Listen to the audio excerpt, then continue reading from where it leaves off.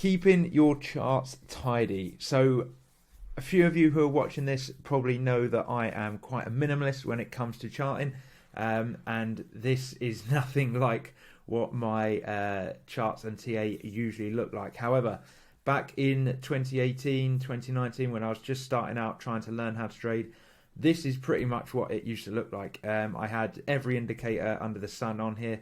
As you can see, up the top I've got the MACD, at the bottom I've got the RSI.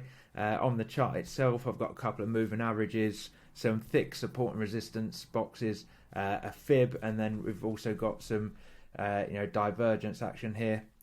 And the problem I found with having all these indicators on, it was a case of, if all the stars align, if all the indicators are saying the same thing, then obviously it's going to be a good trade. But the problem I found was that by the time all of them would line up, either the trade was already gone, or the fact that I'd be waiting for one or two of the indicators to follow suit with the others, and the trade just wouldn't work out. Either I'd miss it, or the indicators would be too contradicting and they'd put me off entering the trade, and then it would actually go the way I thought. So it just became way too noisy, way too confusing, and so I slimmed it right down. And so basically I'm now at the point where, as I say, many of you will know, I'm very minimalistic in terms of I don't use any of these indicators anymore.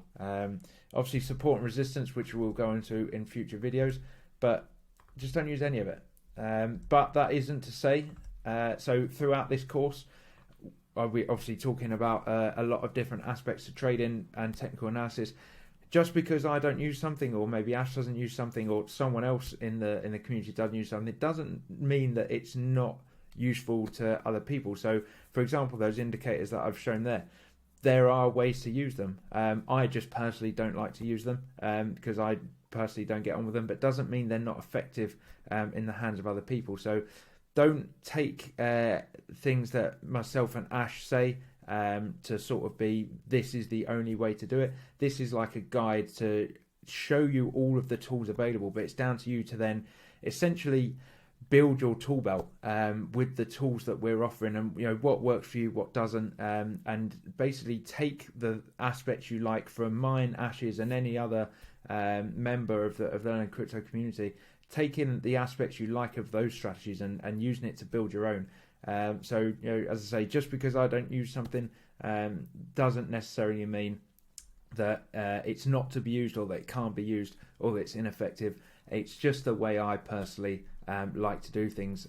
So as it comes down to keeping your charts neat and tidy, as I say, I like to keep it very simple, very minimalistic, and you'll see that as we go through the course, that the tools that I use, and even down to the fact that, so this now I've reduced it down to what you would essentially find as a default chart on TradingView, apart from the fact that it's obviously in dark mode as opposed to light mode.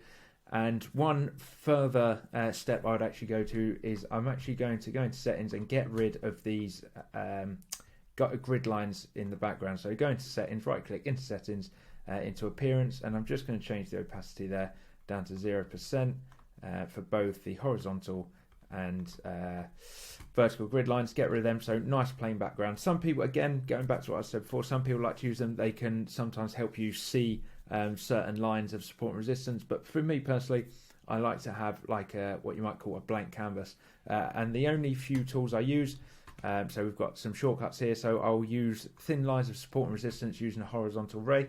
For example, I like to use the magnet tool as well, which means I can snap it onto the top or bottom of a candle. Or if I'm marking out some thicker lines of support and resistance, like if I'm going to average into a trade entry, which again something we'll come on to later, I will use a small box like that. So that's really all I use. There's also some trend lines that I potentially use as well, so using this ray tool here. So for example, get the magnet tool back on so we can slap it onto the candles like so, and I will use those trend lines as well. But yeah, keeping it real simple, less confusion, less noise. I would certainly advise starting out very minimalistic, just using support and resistance, as I'm going to show you later on in the course, and then you can start to play with the other tools that are available to you once you understand the basic concepts. and then you go on to some more advanced stuff.